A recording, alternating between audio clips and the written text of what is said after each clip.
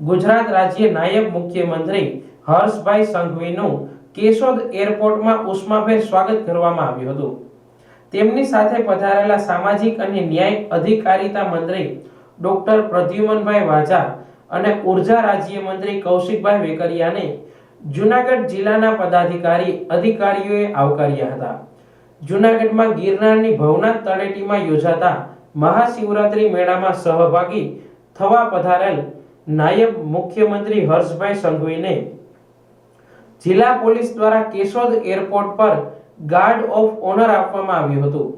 આ તકે જિલ્લા પંચાયતના પ્રમુખ હરેશભાઈ ઠુંબર, ધારાસભ્ય દેવાભાઈ માલમ, ધારાસભ્ય ભગવાનજીભાઈ કરગઠિયા, નગરપાલિકાના પ્રમુખ મેહુલભાઈ ગોંડલિયા, રેન્જ આઈજી નિલેશ ઝાઝડિયા, જિલ્લા પોલીસ વડા સુબોધ ઓડેદરા, આસિસ્ટન્ટ કલેક્ટર સુશ્રી વંદના મીણા, જિલ્લા ભાજપ પ્રમુખ ચંદુભાઈ મકવાણા, જૂનાગઢ જિલ્લા સહકારી બેંકના ચેરમેન કિરીટભાઈ પટેલ, અગ્રણી સર્વશ્રી જયકુમાર ત્રિવેદી, વેલજીભાઈ મસાણી અને દામોદરભાઈ ચામુંડિયા સહિતના પદાધિકારી અધિકારીઓએ સ્વાગત કર્યું હતું।